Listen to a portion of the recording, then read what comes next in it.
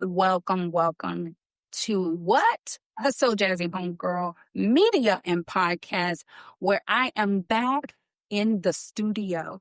Hello, somebody. And not only am I back in the studio, but y'all, I got guests. Well, y'all already knew I had real good guests, fine guests, pretty guests, and also smart guests. But today, as you can see, the lady herself, I have Emmy award-winning Alex Lucas. Alex Lucas, the famous, the one and only makeup artist extravaganza in the building today, guys. He's our special guest. I'm super excited. But then all the way from over the seas, the one and only, the Kiantha Duncan, the author. What? The interior designer, the lady herself is in the building all the way from where? Please. So I wanted to come on with a bang because we took some time off to kind of just regroup. And if you saw our flyer and you saw the advertisement, it let you know that I was doing life. You know, I was beekeeping, I was farming, I was healing, I was divorcing, I was all of the things. But now we're back because you guys have asked me, so when are we doing the podcast again? Because we love the show. And I want to take the time out right now to say thank you, super thank you, because you do not have to take your time, listen to the show, follow me, or any of that. And for 13 years with former podcast and media and journalism, and now the last 3 years with the Sojazzie Homegirl platform, you have been here 100%. So thank you guys. I appreciate it. But now I want you to see that for the first time ever on Talk About It Tuesday, we got tacos, y'all. We got tacos. We got infused lemonade from Let's Get Buzz from the Queen Bee's Lane, Honeybee Products and Events. My God, it's so good. And you guys are going to get a taste of that. As if you come to some of our pop-ups, you'll be able to taste that. And then you'll also be able to taste the tacos that we feature from different restaurants and different businesses. And we'll tell you a little bit more about that as we go. Now, having said that, y'all know I'm going to tell you, grab your favorite choice of drink. Kiantha, what you drinking? French Belizean squeezed orange juice. You better do. So we have our lemonade. So grab your choice of drink, audience, and sit back, kick your feet up, and relax and listen to the brand new Sojazzie Homegirl music production.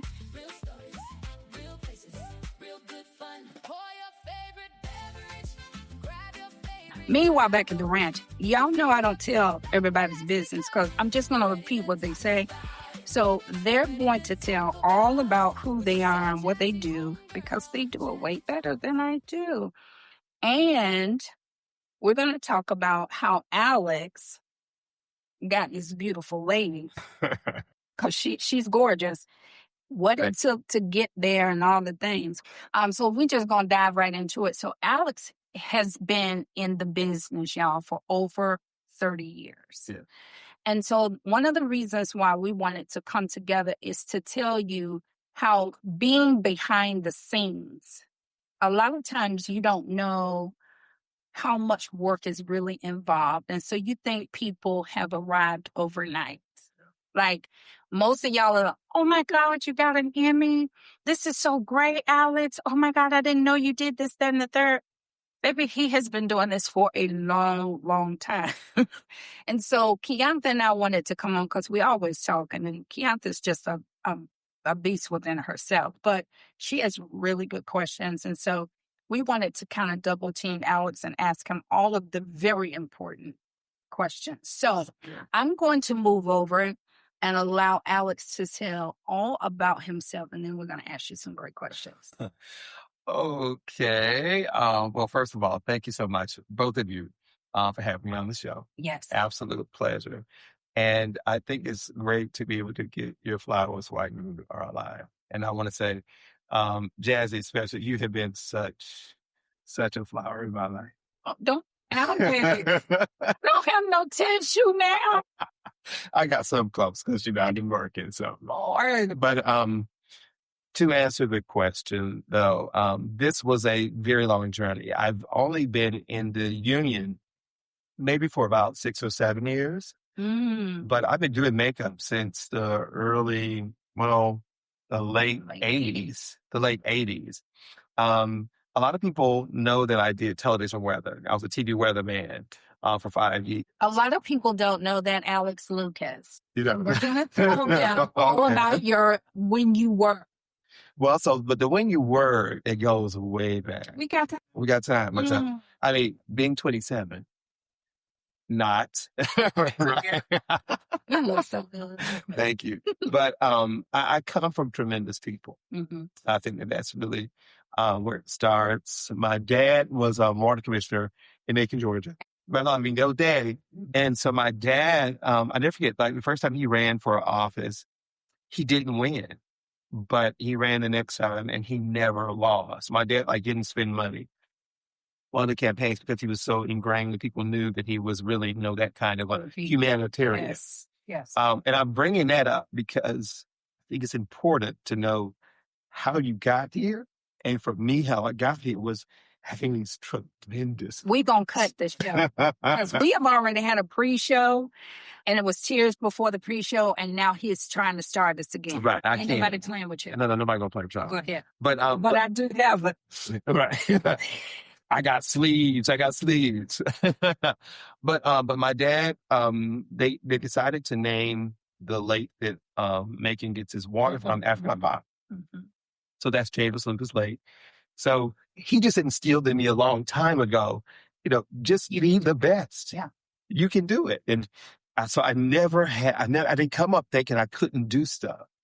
I started off my career, but in high school, my first job when most kids were working in fast food, I was working as a disc jockey at a radio station. And that's why I'm with you. Right. You know what I'm saying? And it was an AM station. It was a part of a large conglomerate of other stations, I should say. But I was just playing the music. I wasn't like a serious DJ. I was on the saying, okay, the weather is so and so, and then playing this song, whatnot. It was just a little bit of talking, and no personality. But it was my very first job, period.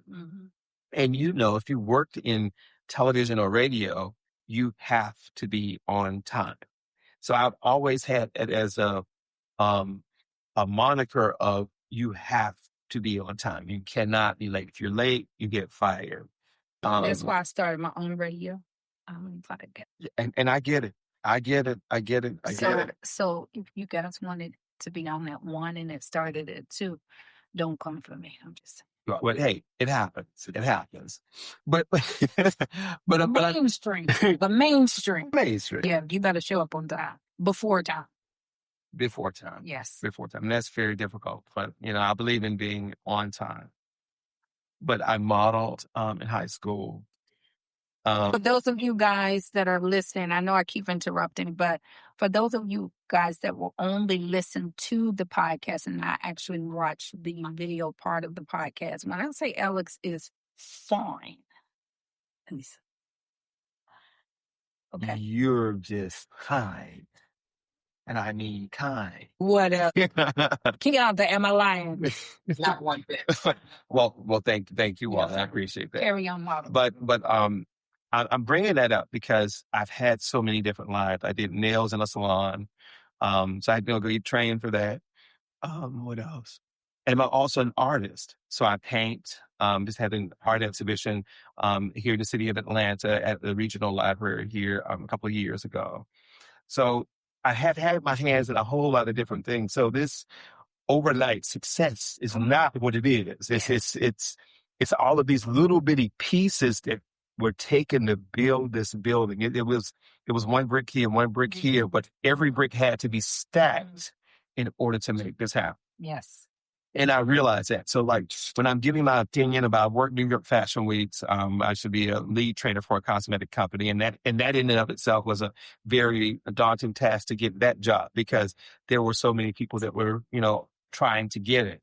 So with that being said, I've had to rise to occasions my whole life. Yeah. And Yeah. this is just, it's like, if you dream it, you really can achieve it, but you do have to believe it. That's it. You have That part. And as we talked before, there's a, and I will always, as you guys know, growing up in church, growing up in ministry, most of all of my things go back to parables or scriptures or whatever.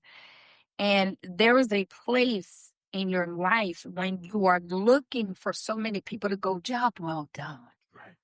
Right. You will never get that for some people. You will never get, you can do it from some people. You will never get, oh, that's not out of your reach. So there are so many times when that parable says you have to encourage yourself. Yeah. You have to encourage yourself and say, I want that. I'm asking for that. I'm seeking for that. And the door must be open for me to do it, because the faith that I need in the initial stage is the seed. The seed is, I want to be a makeup artist. I want to be a travel agent. I want to be a writer. I want to be whatever it is that I want to be. That's the seed. But then the faith comes by saying, I have to do, because everybody thinks faith is just nothing. Faith is an action word. Yeah. Right? So I have to believe in myself enough to know I can do it. In the words of my forever president, yes, we can. Yes, we can. Yes, we can. Yes, we can. Right? So when did you start, though? Because the first job was in music. And baby, if y'all have never seen Alex dance, I invite you to any house party. Let me tell you, baby, gets a Oh, I love dancing. Love I it. love to dance. Love to dance. And I love house music. Oh my God. So we know that you have the love of music. We heard you say that and he just kind of skipped. Yeah, I'm an artist and I had my first. Baby, what? Alex is amazing. Let me just tell you. But when you started playing with colors, and when and who was that first model for makeup? Like you said, I'm just going to leave the DJ studio and I'm going to do makeup. How did that come about initially? Because sometimes people don't even realize, like I almost started this thing without lips. Now, baby, I might not have on anything else in the world, but no lips? Are you joking me right now? I promise you, I wasn't going to let that. And I was going to say, Alex refused to do my makeup. I was going to tell the whole business, but carry on. No. So, well, who's the first person? Well, the way it got started was, I come from a family of artists. My dad was an artist. My grandfather was an artist. And I mean, like, fine artists. Like, they did the thing. So I came up in a household of artwork. And one of my sisters is an art major, and she's 10 years my senior. I'm the youngest of 7. And my sister is 10 years older than me. So my dad was a sign painter. And so in Macon, we had a little league, we had a minor league baseball team. And I think it might have been the Pittsburgh Pirates at that time. But they trained one of their, like, the B or C leagues or whatever in Macon. And so my daddy did the signs on the fence. But he also did, like, a lot of stuff. So I'm talking about my pop because this tells the story. Because I was doing portraits of women. I love Essence, Ebony. Yes. And I'm looking, oh my God. So I would see these beautiful cosmetic campaigns, and I would just reproduce them on paper. So this is me coming up through high school and getting in college. I'm making side money by doing portraits of some of my peers in college. And so I knew where the placement was in makeup because I was doing them on a flat surface. So once I got out of television, I worked in television. I graduated. When I graduated, 3 weeks later, I got my first anchor job. Because one with you. So I understood where the light and the darks needed to be, but I did not know that if you had on a white shirt, your makeup needed to be a little bit lighter. So back in the 80s, because the iris would close on darker skin, it would make you look darker. So I would paint lighter. I'll paint it lighter. But I'm a student who I'm going to look at it and see what the payoff is. And then I'm going to go back and adjust. So there was a lot of making those adjustments early on in my career. But I learned how to do makeup, not really with anyone teaching me in those early days. It was like, okay, you're on television, you're going to need this, this, and that. And I'm going to makeup counter, and they're like, okay, well, this is what you got. This is what you use. And then, but I have sense enough, no, like, this is really not my color. And I just, just kind of instinctively. So that being said, I hit the ceiling in television because my degree was in communications and not in meteorology. So I couldn't find another job in television. I said, well, I'll try something else. Moved back home to Macon, and there was a production coming up for a local writer was doing a play. And they said, hey, Al, you mind doing makeup for it? And I'm like, sure. Pay me with makeup. Because I need good makeup. I need makeup. Well, at this point, I just needed makeup because I didn't have a kit. Yes. So they gave me X amount of dollars, and I found a store that was going out of business. And I went, and I just, give me this, and this. And I've got some tremendous friends in the female impersonating world, in the drag world. And they were giving me the tips and the tricks, and they were telling, and I'm watching them on stage, and I would do some of them on stage for their competitions. And they really just taught me a lot about the actual, this is what this is for, this is how you apply it. They can do it. Yes, they can. But it's got to be my friend Tesra DeVoe. Oh, Lady DeVoe. No. Tesra you may not know because she's from Brunswick. Okay. But Tesra was just like, just do this. You can do me in this pageant or do me in this, whatever. We're just playing in makeup. And I just kind of got good at it. So when this play came up, I got the makeup. I do it the first night. It ran 2 nights. And I'm sitting in the audience and I'm like, not enough. Not enough.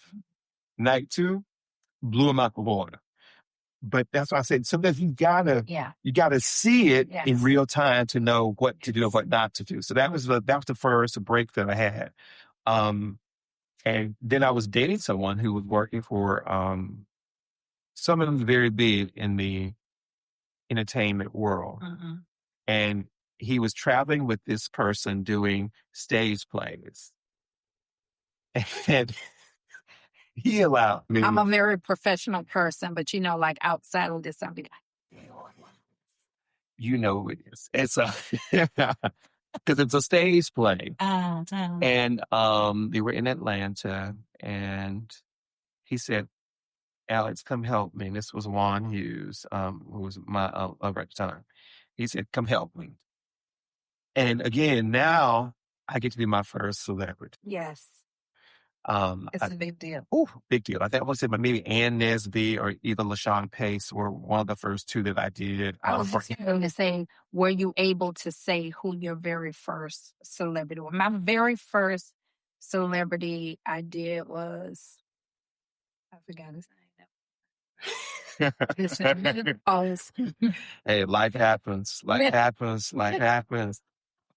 But I got a taste of what it was to do makeup, just in that arena. And I was modeling at the time. And so we would do fashion shows and I would do, makeup on our girls within our troupe. And it just kind of just grew. It just grew. And I never forget, one time I was coming to Atlanta, I would be doing some Chitlin circuit modeling stuff. And I was working in the salon doing nails. Mm-hmm. And I'm also painting. And one of my clients, she said, Alex, you're doing too much. She said, just pick one thing, do it for X amount of time. If it doesn't work out, then go to the next thing. Mm-hmm. And so at this time, it's late 90s. And I said, well, I'm going to try the makeup first. And I moved to Atlanta from Macon and started working for a cosmetic company. And the makeup took off very, very quickly. That's because listen, let me tell y'all one more time. Say it, tell the truth. Alex is fine. Okay? Let me tell you, and I tell people this. If you can pull men and women, gay and straight, black and white, Cat and dog. and Cat and dog. cat and dog. That's sweet. But Alex, you are so easy to be around, right? And people don't realize when you're getting your makeup done, makeup is not to make you. It is to add to you. It is to bring out all of the greatest parts of you, but still maintaining who you are as a person or who you desire to be, right? But if it is a position where you cannot go without your makeup, like you can't, now lips I'm gonna need. But if I don't, then I'm gonna put on a little sheer gloss and keep it moving. And it took a long time for me to learn to love me enough to not have to do that. And that's because somebody said, I had on makeup one day. I was working at this salon. I wore makeup one day and they said, "Oh my God, you are so beautiful." I wish y'all could see me that's only hearing me. I'm beautiful regardless to me having on makeup. And if you can't see that beauty, then you don't understand what makeup is actually for, right? And so I think people don't understand that there's a vulnerability. When somebody's sitting in the chair, first of all, you are legally able to touch them. That's number one. You put your hands on me. Mm-hmm. Clean hands. You putting your clean hands on me. But I'm giving my body, my face, a whole life is in your hand in that moment. So the vulnerability that people have to allow a makeup artist or anybody to touch them is huge. Yeah, that's is fine. But let me just because as I'm listening to you guys talk, something just came to my mind. Alex, I don't know if you actually know this or have ever thought about this, but you have likely changed a lot of people's lives in doing it. You actually probably changed their lives because the artistry that you see when you look at them and that you create is maybe showing them something that they never saw in them.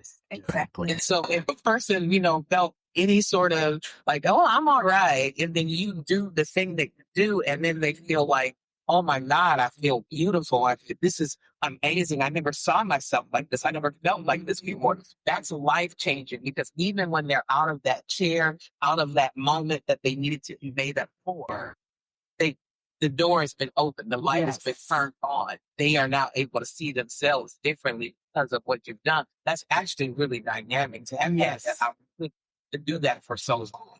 Thank you. And I can piggyback and say, I remember the very first time I did somebody's makeup and they looked at themselves and started crying and realized that they were this person or they could be this person. I was working at Hair Exposure. It was a big salon in Macon. We had like maybe 12 or 13 stylists, and I'm the only male and the only nail tech in the salon. And we were doing some kind of fundraising. We were doing like glamour shots. It's back in like the late 90s. And some people were coming through and they're like, "Al, she got to do her makeup, for this fundraiser." It really was. And I remember doing a couple of people who other people in the salon didn't think that they were attractive. And I'm like, I see it. Yes. You just need a little this and a little that. And let me just use yourself. And these women walked away with a power that they may not have felt prior to just these simple applications of lipstick, eyeshadow, blush, mascara, and so that's when I realized that this was much more than just makeup.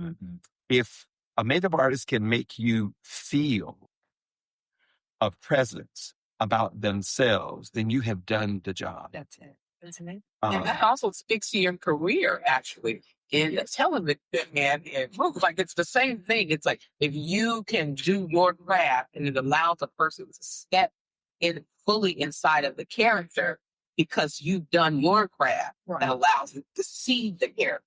That's a thing. It's I think people really, I've said this for so many years, I'm a minister, right? Ministers in the UK and or everywhere else just means I'm in a position of service. That's all ministry really means. And so if I'm in a ministry of service as a makeup artist, what am I giving? What am I doing?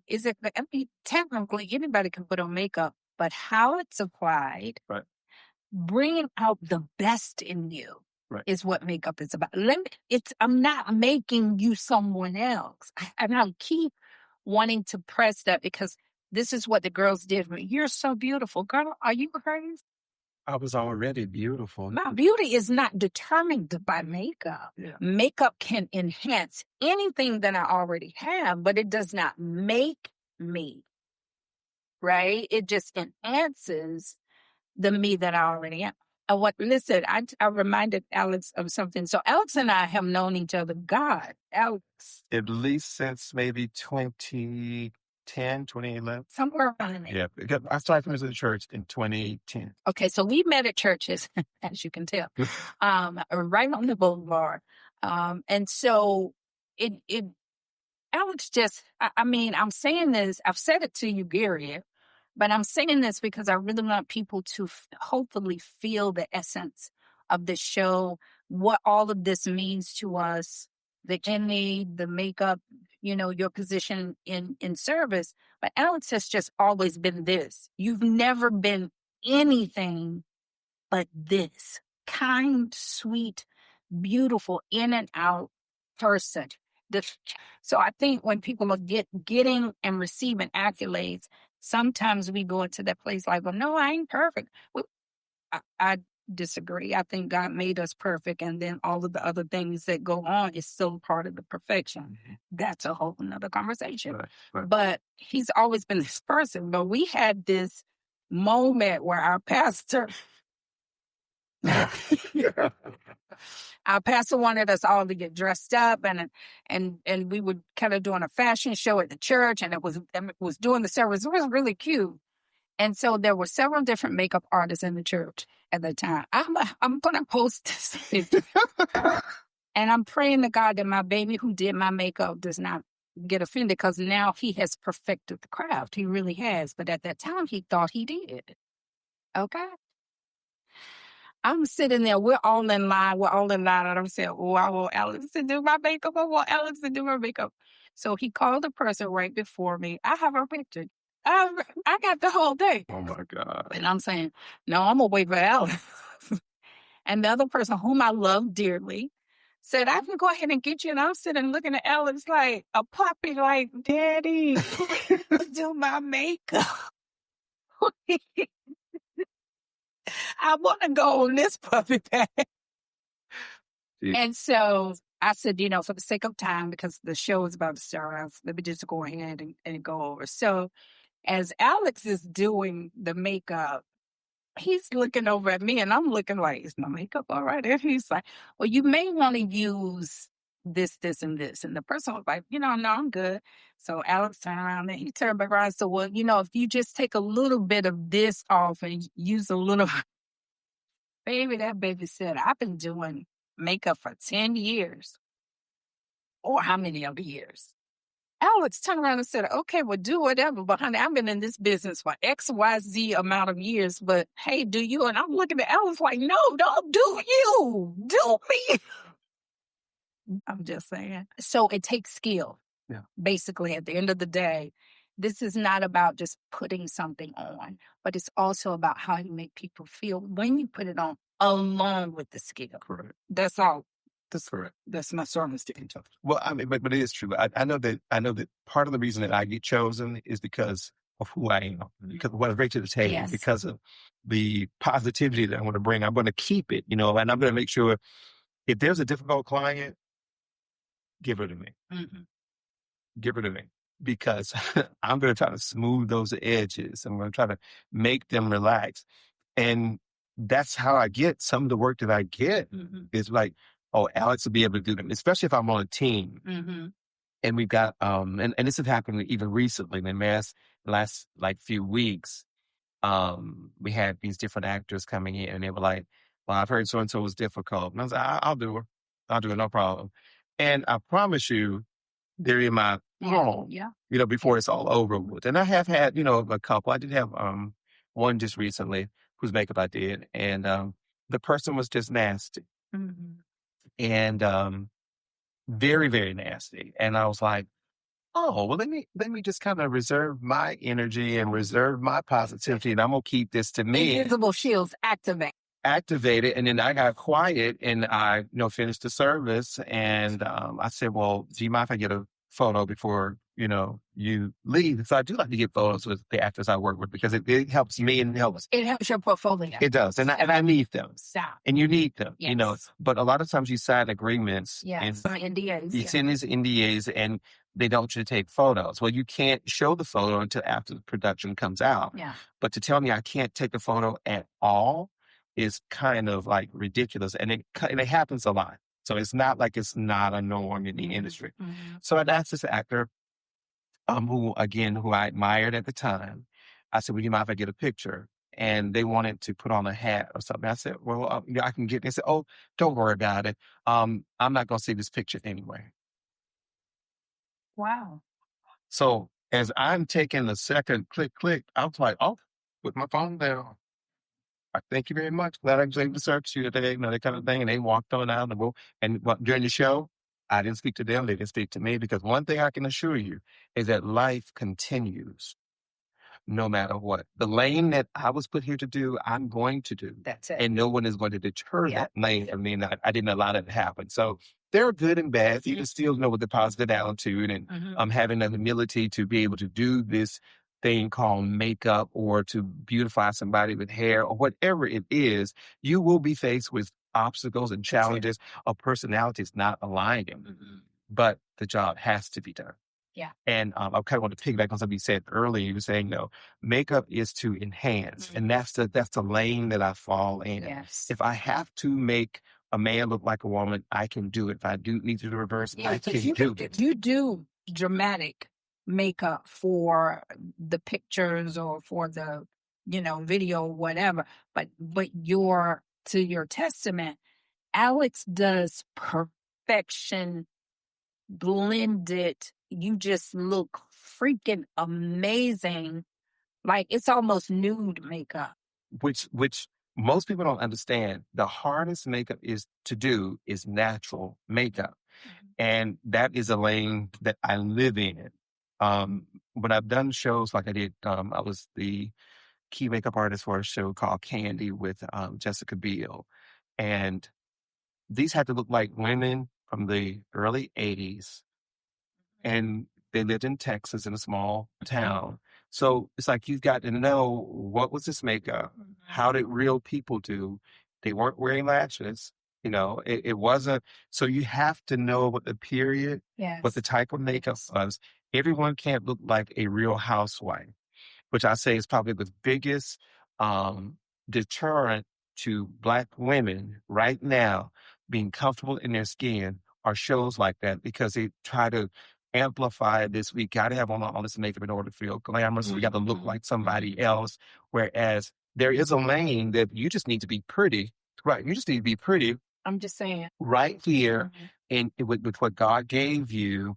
And let's just make these important parts stand out, and the ones that you feel maybe a little bit more self-conscious, let's put those to the background. But you have to know how to do that. So I will say, to my own horn tooting, that's what I'm able to do that some artists cannot do. And that is, I can switch it up. I can keep you just to look pretty. I can make you fit the character. I can create that character with you so that you still feel comfortable and it still reads the way that it needs to read. Yeah. But if it needs to be that you need to look like someone else, if you need to look like, okay, I'm going to steal this woman's husband, I can make you look like that vamp too. So that's a very important. Somebody walks into the salon. I'm going to need you to give me makeup because I need to steal someone's husband. Yes. Right. But that is a real thing that people, they want to be able to have this variance of their looks. And there's some makeup artists that have one chart, this is all I can do. And that's it. And then my neck and my face look different. Right. But I will say, I've been so blessed I've been so blessed because I came into the industry um, with limited knowledge, but I was willing to learn because I know that I didn't get here overnight. I had the privilege of working for so many different cosmetic companies that were catered to different things. Like it's nothing for an older white woman to sit in your chair, or you have a young Asian person, or somebody from the Middle East. So for me, I don't even have to ask, who am I doing? I can do them because I work for so And many it's not easy. companies. It isn't. And I had the privilege of going to Japan and working. So it was like, I was working for NARS at the time, and they would send me over as a trainer, and I'd be there for 2 weeks, and I'd come back home, and them they know I loved Japan. And went back, but I understood, and I understood what needed to happen in that environment makeup wise, and what was different about what was happening in the United States makeup wise, and how they wanted to know what is important in the United States, because everybody wants to kind of like cross cultures. And I'm like, okay, well, I can marry these. I can merge them. So it is important to know your craft, be willing to study, be willing to get from other people, because I promise you, I stand on the shoulders of so many people. You better say that.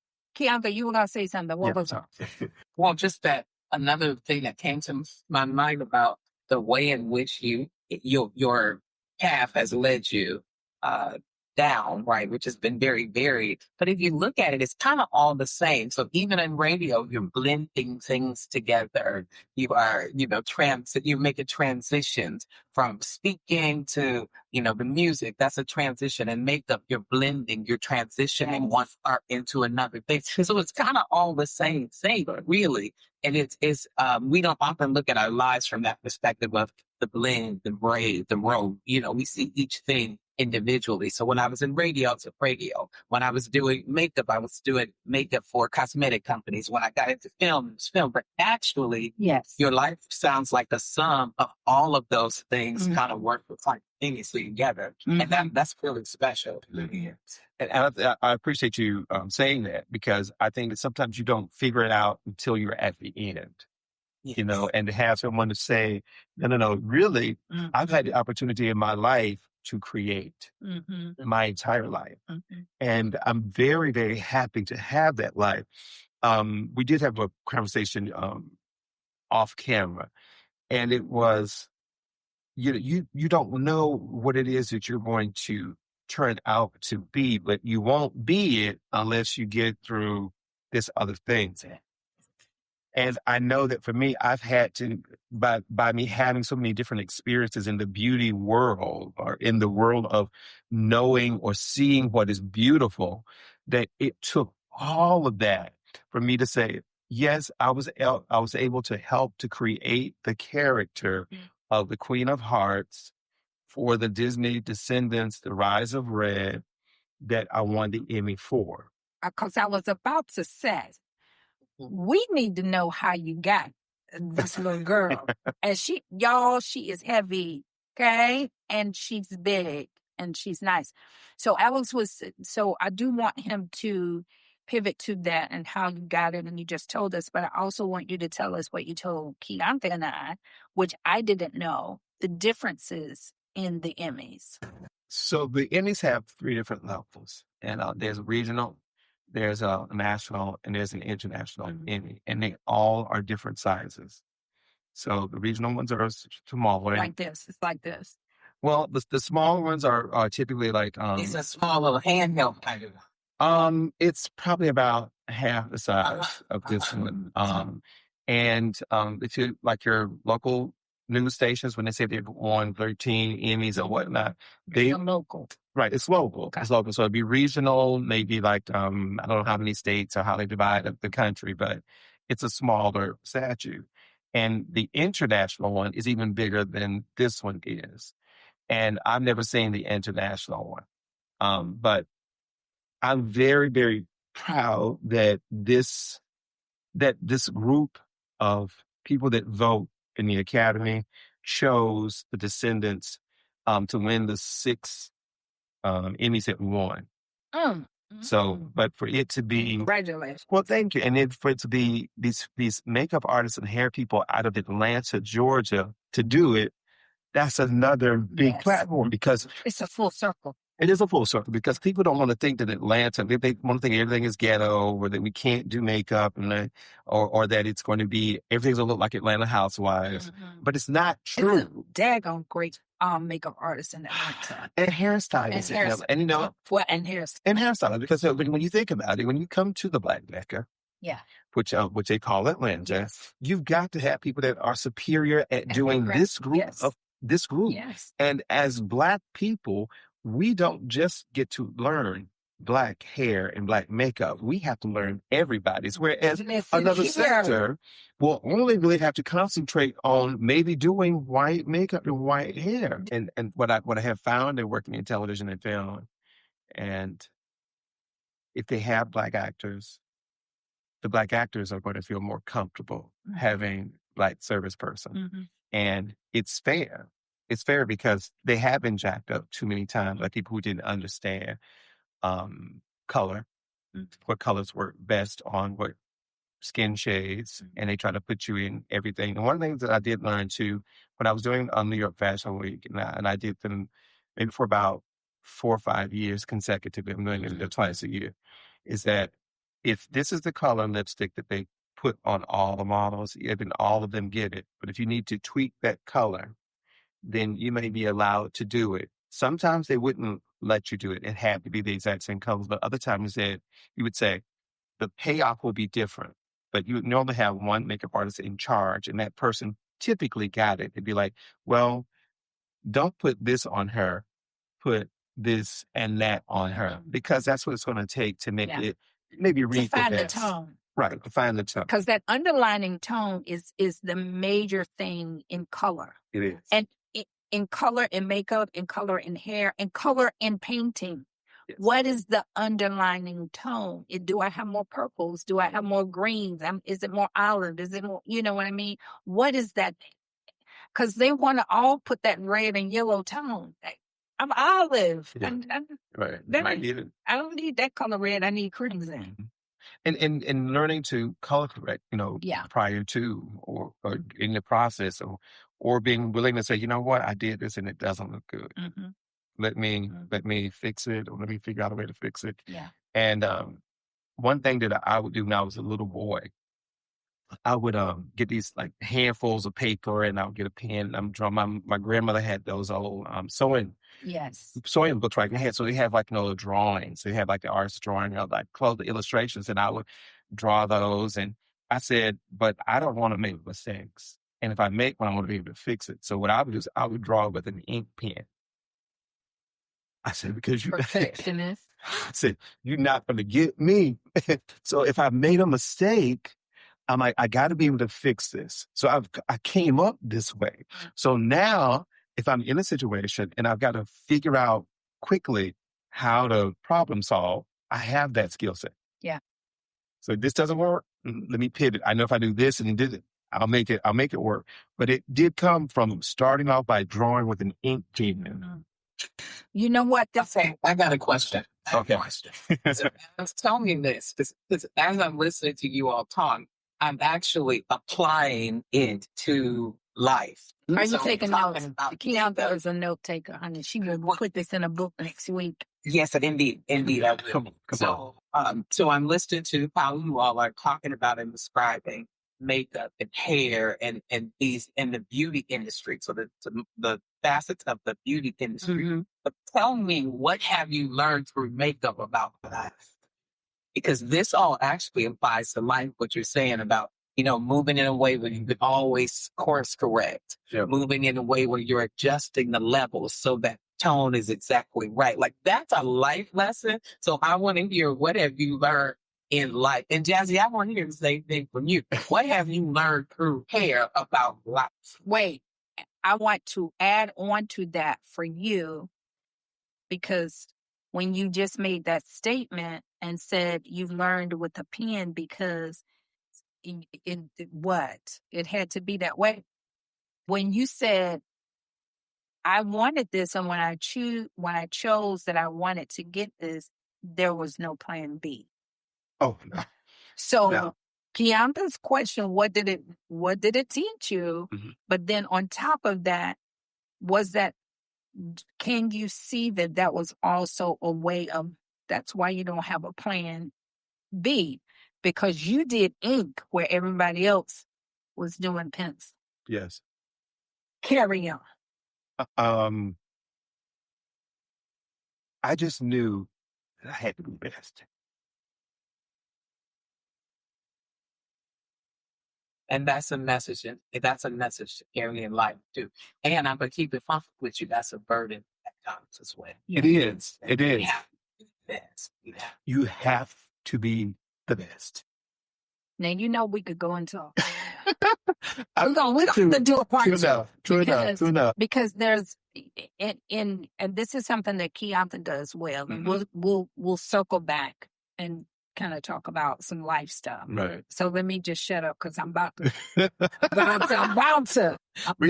Right, we about to pull out I'm about to tambourines. talk about it. Yeah, I was about to pull out some tambourines on it. But I think that being able to pivot in life quickly is what makeup taught me. And that don't be afraid to create something different from where you started. I love that. Because a lot of times that is what happens. You know, I've had clients that say, because I don't do a lot of weddings anymore. But when I would do them, I would, you know, a woman's personality, believe it or not, is in her lipstick. It's not in her eyes. What am I tell you about? Why do we Well, both lean? them tell Why you do we something. both lean to the screen now, Leo? But right, Leo, come on. but as a makeup artist, when you understand that you're trying to sell makeup, when you understand that a woman's personality is in her lipstick, let her choose it. Don't try to choose it for her. Because if I tell you that you look good in orange, and you put on an orange lipstick, I promise you by the time you get to the car, you will take it off. If you tell me that you do anything eyeshadow wise, if I put an orange eyeshadow on you, you will wear it all day and still be like, maybe I don't know if I'm sure about this, but that lipstick, you will take it off. So I always That say, is so true. I'm I've telling you. never thought about it, but it's so true. Try to put me on some crazy. I'm like, but give me my crimson red, please. Right. Give me my plum, whatever. Right. So, Yeah. so I learned that in selling that was the key. And so I know that in makeup for everything, if the woman or the actor is comfortable in the lip color, the rest of it can kind of fly. But this right here is everything. So when women go into a store and they're like, help me select a lipstick, it used to always get under my skin because Girl, you know. because you do know. You do know. Because as soon as you try to introduce something new, most people will reject it with a lip color. That's the point here. But I can do something different on your eyes and you'd be much more willing to do it. So I used to work for another big cosmetic company and just working at counter. And women would come in and would see all of these lipsticks, like about 200 lipsticks. And they're like, oh, help me pick a lipstick color. And as an employee, you had to sit there and clean them off. And so I would always start off, so what do you like? And because the gram, the way that it was set up, the scheme was set up, they went like from light to dark, oranges to pinks to red to burgundy. So which one of these tones do you like? And then I would just start picking them. And I would pick out, like 5 in this one. And then I would always throw in one that wasn't that. So that you can see the difference. And I can see your uncomfortability of wearing that color. Yeah. And I have had clients that, have been like, go ahead and try it. And they love it. And sometimes you do have to try it to see it. Yeah. But for the most part, I promise you, it is ingrained in you that lip color is you. It's so true because I have my own cosmetic line. I have had for years, and a lot of people don't know. But I remember when I was trying to get Kiantha to wear a different color. And she said, no, Jazzie, I need this color. I want to buy it from you, but I need this color. I'm like, I'm going to have to contact the factory. Yeah. And go to Canada and sit down and say, I need that color. Right. Call it Duncan. Because she's not going to wear anything doing but. anything else? And she does wear some differences every now and then. But baby, we coming back to this fuchsia. We coming back to magenta on the lip. It's always going to be a shade or a variation. Yes. Yeah, I'm going to play with what is right for me because I know right for me. And I think you're right on what you're saying. Most women do know what is right for them. Even in haircuts, anything that is around style, they know my hair don't look right with that, or my this don't look right with that. And so it's like hearing what they have to say and then picking your artistry and enveloping what they said with your artistry. Now, I can say with the haircut, it's a little different, slightly.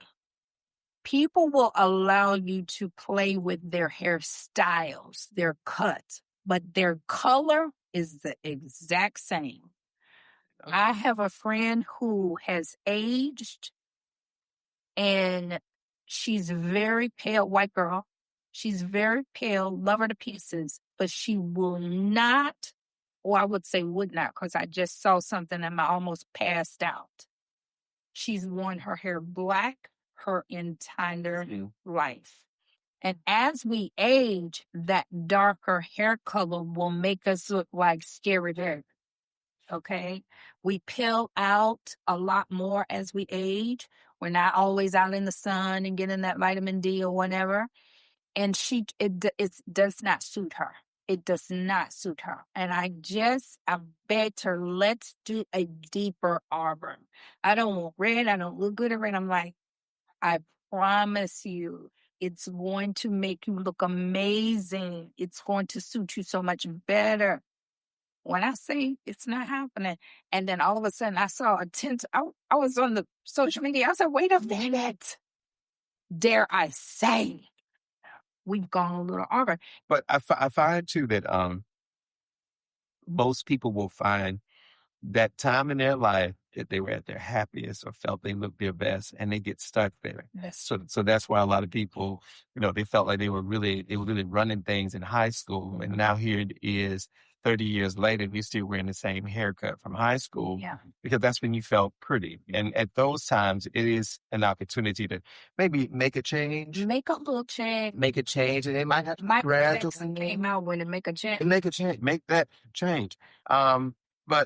And then make that change. And then make the change. Okay, that's a t-shirt. Make that change. Make that change. Right. That's it. That's because it does. I love it. I love it. I just know that for me, if I'm kind of like not really putting a bow in it, but it's kind of like circling. Mm-hmm. Being creative and looking for the beauty in life is what I. Period. I'm driving and I'm just like, do you see the way that green tree is hitting the blue sky with these white clouds? And then I just saw this red bird. How beautiful is that moment, But I find it all over the place. Even in my artwork. One time I was walking the dogs, always walking my dog, and I saw this leaf that was decaying on the sidewalk. And I'm like, that's really, really beautiful. And I took a picture of it. And I walked off. I said, no, take the leaf. Took the leaf, went home, did recreated it in pastels on this huge piece of paper, framed it. It is a beautiful piece of artwork in my home now. And as I look at it even more, I got more inspiration. This leaf was decaying and it looked like Africa was in the middle of it. Wow. And I didn't see it until I drew it. But it was something that was drawing me to that decaying leaf. That's a message about life too. Yeah. That's another one. Mm-hmm. See something that you're attracted to. Something about the thing attracts you, right? Right. You don't actually see it in its fullness until you pick it up. So you like into it's your you put your hands on it. Yeah. Okay. It's all the things. It's all the things. Okay, so I know we have been with our audience who has just rode this whole way with us. And I'm sitting here looking at these tacos that I have to eat. So I want that we have to eat. Listen, I try not to bring people into my world that you might be able to handle, but I cannot. So this is our Talk About It Tuesdays. Guys, I'm going to do so much better at bringing the show on Tuesday because y'all know I will do a special edition. It will be Monday through everything but Tuesday. So we are definitely aiming to talk about it on Tuesday. But y'all know I will still do a pop-up edition, a special edition, because that's what journalists do. And many of you don't know that this is 13 years of podcasting and media and journalism for me. I am still a student because I ain't got no rush and I ain't proving nothing to nobody as a journalist in California. What's the name of my school? I forgot. Anyway, Moreno Valley or something like that. Anyway, whatever. I said, you know what? If I'm going to do this, I might as well do this. And I want to do this for me. Anything that I do now at this stage, at almost 59, let me throw my hair. Hold on. I don't have any, but I always, You can use mine. You can always tell when people had hair because I'm always throw that bang that I used to have to the side. But anything that we do, and this is it's even to you, it's to Kiantha, it's to all of us that are listening, anything that we do, we should first do it because we want to. Yeah. Not because somebody said we have to, or you should, or like I heard you say, the person that told you, and I've been told this my whole life because I'm something serious about doing whatever I want to do. And so they're like, don't do but one thing. And I am going to say this for the rest of my life if I can remember it. Elva Mason, my good friend, she's an entertainment lawyer. She's a manager for many artists, well-known and unknown. We did a radio broadcast many years ago. And we were talking about different things. And she said, and I did photography and I did this and I did this. And I said, Elva, I didn't know you did all those things, right? And she said, oh, girl, yeah. And I said, well, when I tell people all the things that I do, they tell me, girl, you're doing too much.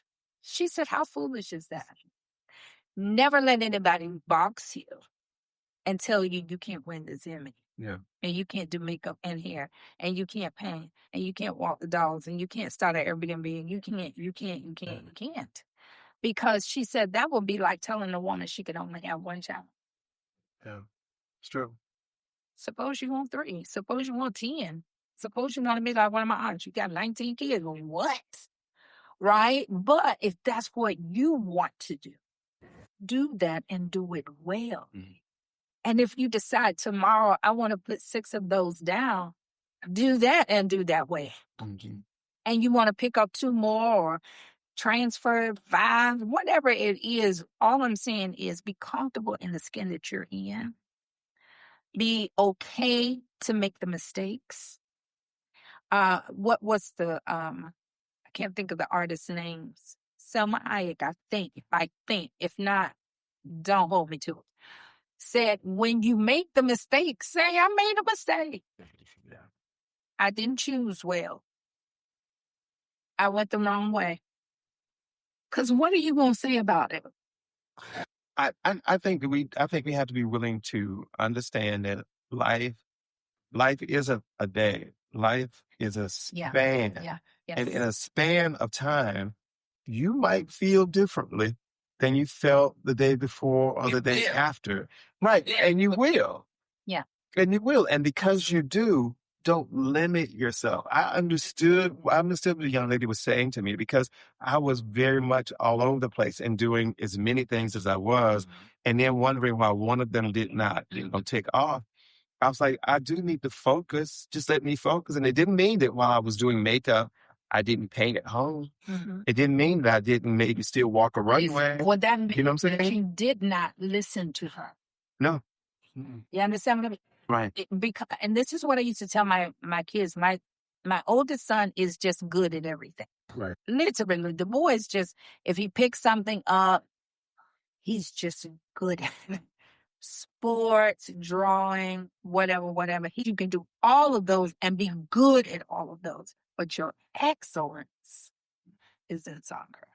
So I'm saying that to say, no, you did. And none of us should have somebody tell us, you should only do one thing, Kiantha. That one thing that I think you're the best at. That's the only thing you should do, right? What we should do is say, I am a conglomerate of creativity.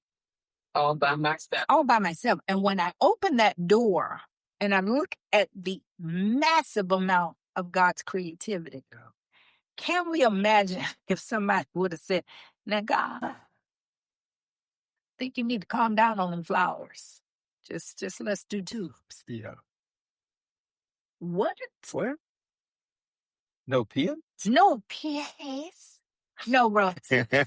No lilacs, huh? No sunflower? No sunflowers. No orchids. Are you joking me right now? When about 5 years ago, I was working on a children's show. And it was like an escape room. I think it's something about escape rooms. I can't remember the name of it exactly. But they would tear down the sets every week, and they would let us get parts of the set. So one of them had trophies on it, and I had told one of my coworkers, I said, I really want to win an Emmy one day. And she said, take one of these trophies. Take one of these trophies, put it up at your house. Look at that trophy. Don't say Alex. But this is the truth. This is the truth. Hey. It's still sitting in my house. That one that I held on to, it said, one day that girl is going to transform. Exhibit A. And it took 5 years, but I know people who have been wishing for it for 30. And I can't say that their dreams are any less strong than mine. No, I'm any more connected to, but I believe it. Let me tell you something. I believe it. Let me tell you something.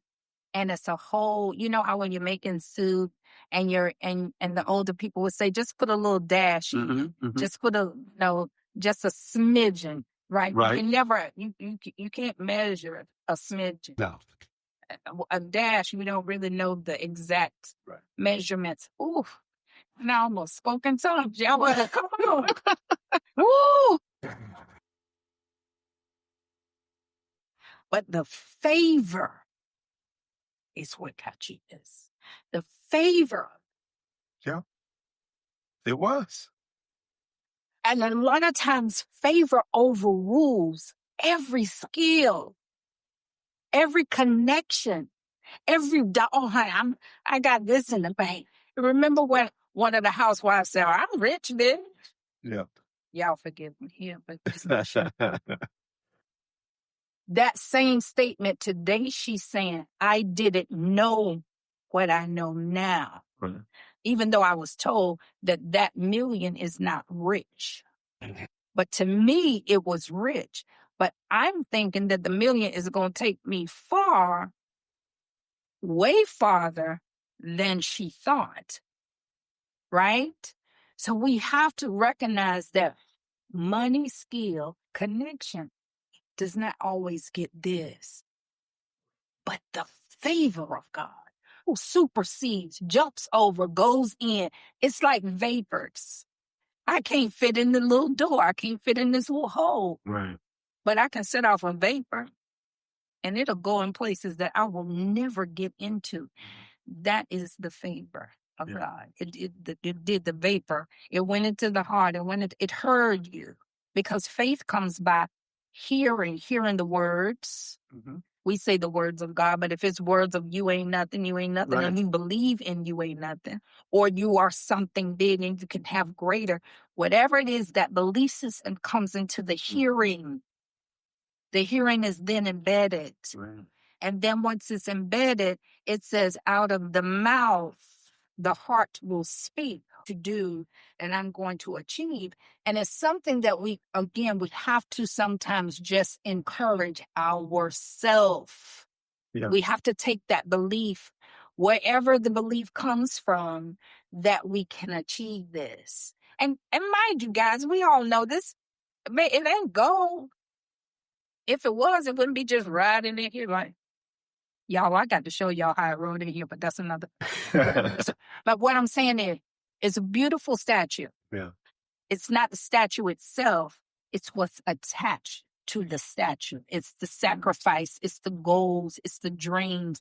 It's the work that's attached to it. It's the representation of all of those things. And so, Alex, I'm telling you, when I say I'm so proud, I am so proud.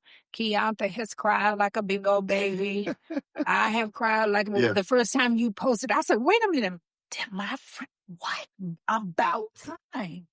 About time. When you do the work, and you do the work with integrity, and you do the work with, a tenacity and a passion of making people feel good, there ought to be some flowers. True.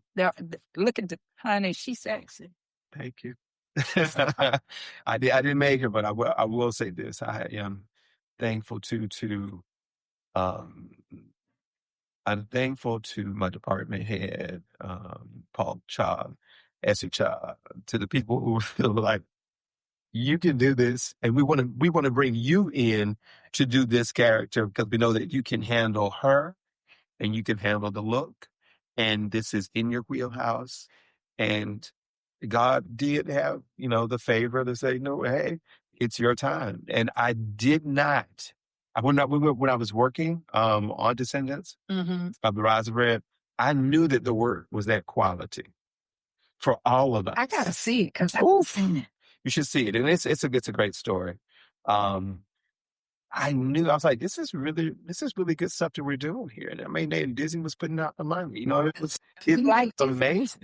We're here for that. We're here for put out the money. Yeah, they did for that. But I gotta say, I'm just thankful all across the board because, like I said, the shoulders that I stand on, the people who helped me out, my mentor, Mikhail Thompson. If I don't know how to do it, I can call him. Joe Blasco, the Joe Blasco. If I need to know, Joe, how do I make this happen? So we gotta have people, even for me, that are mentors to us. So when I have young makeup artists that come up and say, how do I do this? I'm much more willing to tell them how to do it. What were those steps to make that happen, and to say, well, let me do it for you. Let me tell you. Because you would never learn it that way. You'll never get it that way. And sometimes, for some people, because I can be very direct, another makeup artist in town, she's like, I said, never forget when I was having problems putting on lashes on clients, on models. She said, Alice, you were just like, girl, I'll show you one time. I'm not gonna keep showing you this. They will know and they will understand. But the same way you have allowed people to pour into you, you are now pouring out to other people. You can't help but be favored. Yeah.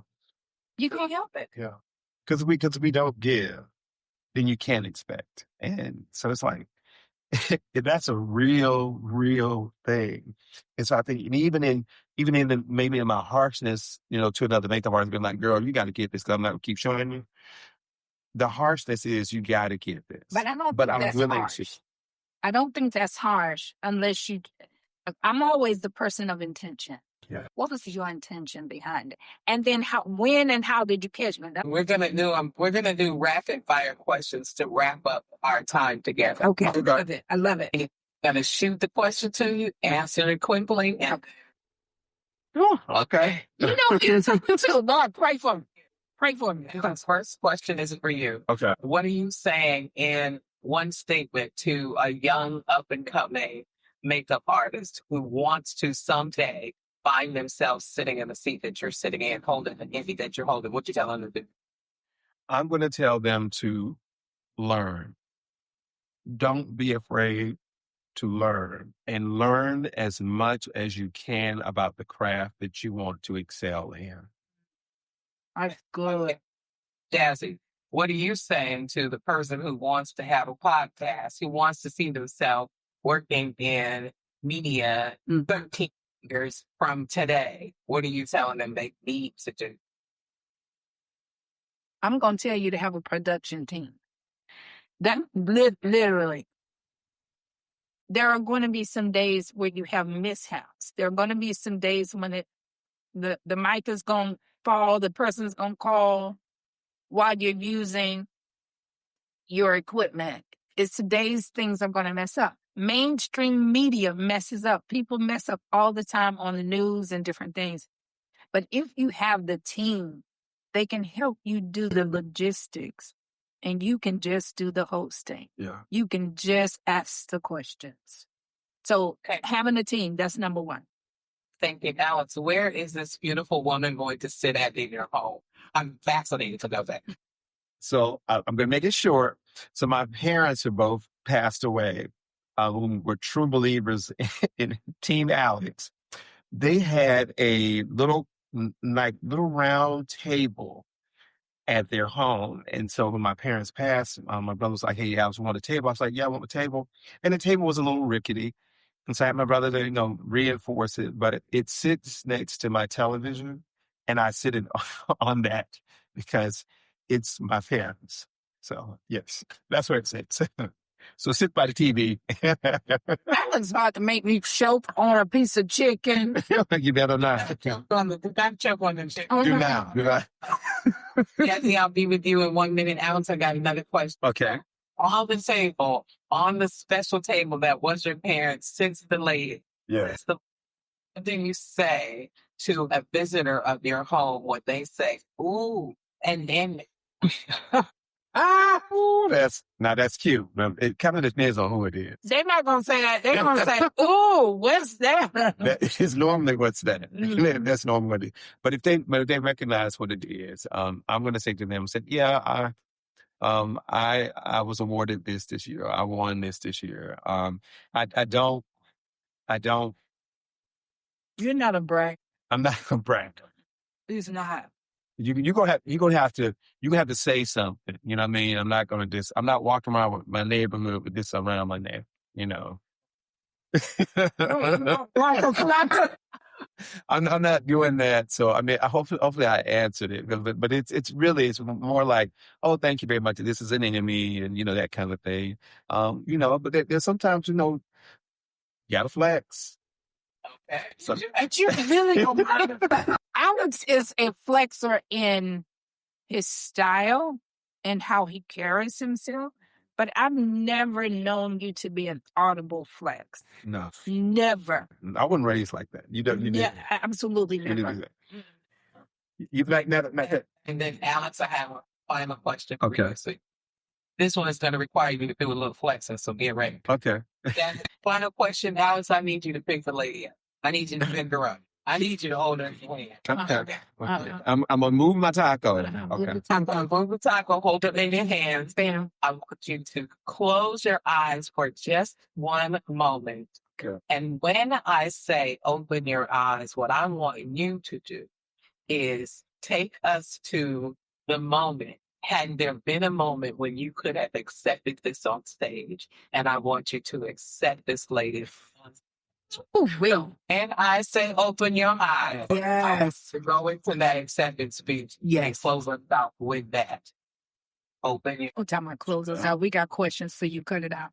I want to thank everyone who made this possible. And when I say everyone, I mean to the PAs, to the directors, to the makeup artists, to the hair people, to the wardrobe people that were part of this particular Emmy.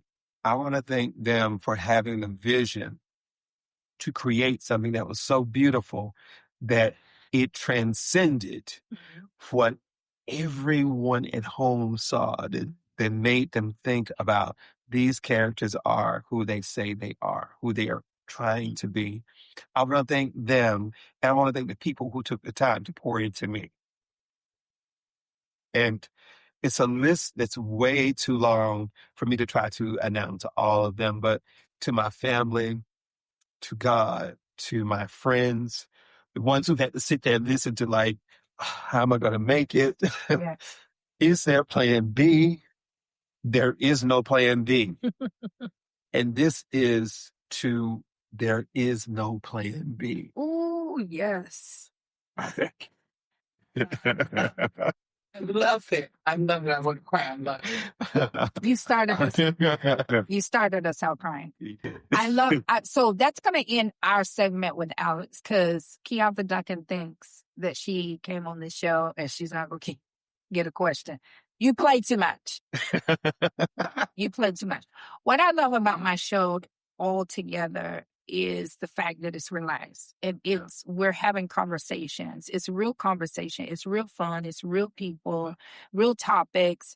And it just allows us to bring out sometimes things that we would not normally bring out because here's the questions. Here is the alignment. When I'm doing interviews generally politically, they have to know what I'm going to ask. Correct. Right? And that's okay. Sometimes when I'm doing bigger corporate people, Jazzie, what are you going to ask? Because we're on a timeline, we don't have. For the most part, the show is really allowing us to have conversation. We can cry. Listen, we can eat on the podcast. It allows me to bring the Alex Lucases. It allows me to bring the Kiantha Duncans and myself, and we can have conversations that people really generally want to hear. Having said that, Kiantha Duncan, tell them people who you are and a taste of your life and what you bring to this very table and some things that are going on with you right now, because you have so much incredible things happening. Nobody would believe it, as in period, while me and Alex eat our tacos. Tell us who you are and what's going on with you. And welcome to the show. Thank you. And let me give you the long and short of it, but the short first. Mm-hmm. You would have asked me who I was a year ago. If you would have asked me who I was actually a month ago, Yes. I worked at a business consultant. Mm-hmm. I worked with some of the largest organizations in the United States. And in fact, one of my clients for many, many years was the largest foundation in the world, was a client of my consulting business. I would have said that I was a writer and that I write books. I would have said that I was a columnist and had an advice column and a mainstream newspaper. I had 3 different columns in newspaper or magazines. I would have said I was a mother. I would have said that I was a grandmother. I would have said that I was an artist. That's what I would have said a month ago. But what I will say today, and what is likely to be my answer for a while, is I'm discovering. I'm discovering the newest version of myself. All of that was true, and all of that remains a part of who I am. But what I'm discovering about myself in this part of life is different. It's new. It's unknown to me. To be honest with you, I met a person recently, and she said, I Googled you. I Googled you. And it was hundreds of pages of stuff about you. And I said, oh, don't worry about any of that, because that may not be the key element that comes back from this journey that I'm on to find myself, to find a new version, and to find a world that is bigger than the world that I knew. I might not come back the same from any of that. I might not come back. I was going to say, but are you coming back? Might not come back. I've made a choice at this time in my life to try some different things and to expand my territory. I've always asked God to enlarge my territory. And I think that a long time ago, God probably said, okay, you got the green light. And I got the light on red. Yes. I was scared to move it. I was scared to do it. So that's the long and short of who Kiantha Duncan was. It was, because I don't really know right now. It's a lot of things. I can say that what I am, the one thing that does describe my identity in this very moment is brave. I am braver than Yes, ma'am. than I've had ever been. And I thought that I was brave. I lived a brave life. However, it is nothing compared to the bravery that I'm experiencing right now. I have an opportunity at this time in my life to write. So I write a lot. And probably will have a couple of new books that will come out as a result of we're like this right now. But what I'm hoping to give birth to is a better version of me, a better version of me for the world. I don't know what that's going to look like. I don't know if I'll even do same profession in the same ways that I've done. I will always work with organizations, folk who want to better. I always do that. I always have conversations with people to talk about things that they sometimes I'm talking about. Mm-hmm. What that will look like may be very different. I used to have a dream a long time ago. All I wanted to do was have dinner parties and talk to people over there. And they have been fabulous. And they have been fabulous. And they have been on the front page of newspapers. Yes. What I have in my mind now, the biggest version of that, is literally having dinner parties with people from all over the world. Mm-hmm. All over the world. And those conversations are not just about topical things. They're never going to be about topical things because I hate small talk. My autism doesn't let me do small talk. Right. So they're conversations about things that really make a difference. And I'll say this in short and end this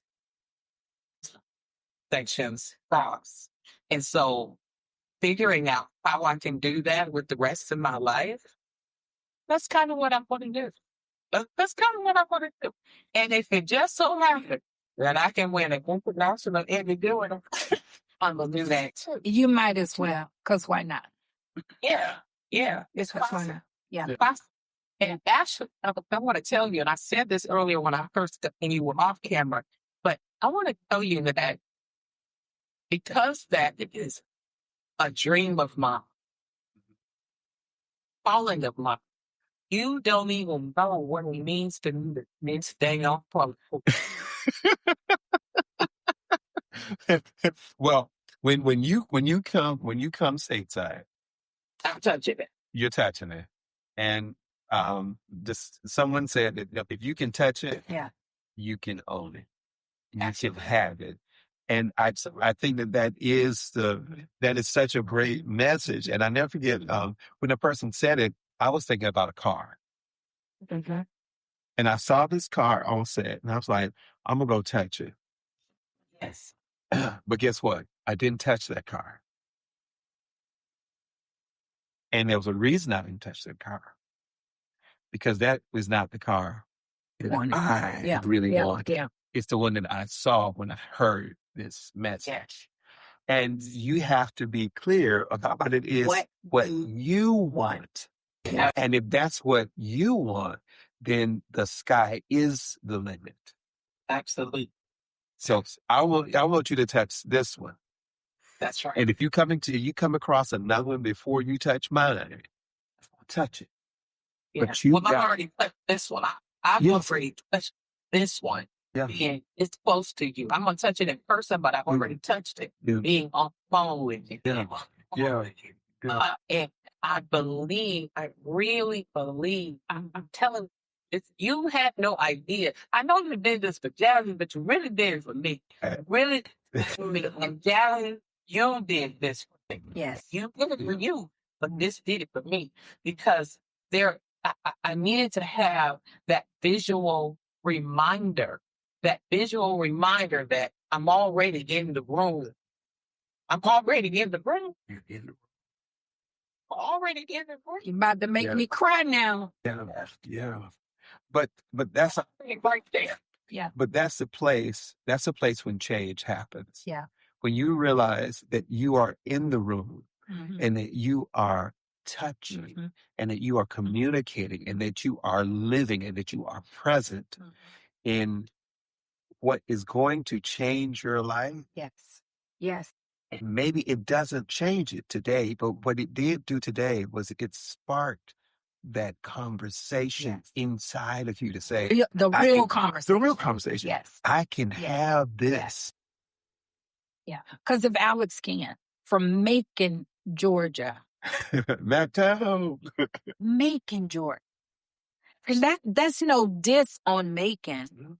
No. Great people and great artists and great things has come out of Macon. I'm just saying, people seem to think you have to be in New York, you have to be in Atlanta, Georgia, you have to be in LA, you have to be in Europe.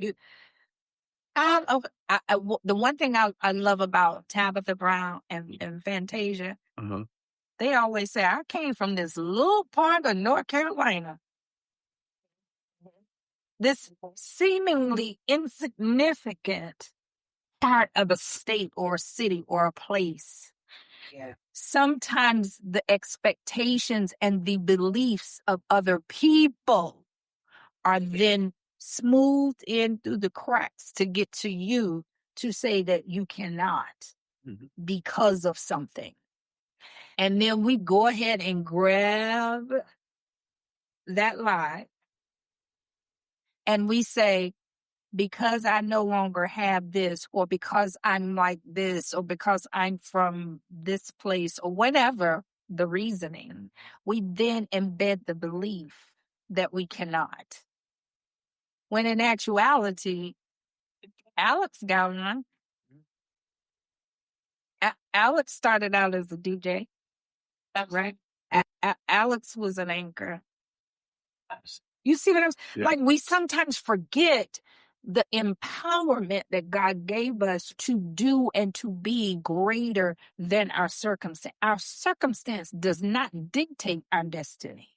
Not the circumstance, but what you said and what God said and what you said and what else, but your belief in yourself, in the skills that you have been given, but your belief in the favor of God, your belief in my community might not be 4,000, but it's 4. Yes. And just 4 can do mighty and great things. There's a scripture that also says where just 1, 2, 3 are gathered. 3. But we're around here saying, we don't have a posse, we don't have this big, we don't have that big, we don't have. But do you have 3? Do you have 2? What about 2? Yeah. What about just 2? Whatever the opportunity is that you set in your head, whatever that dream is, that it's yours to walk into.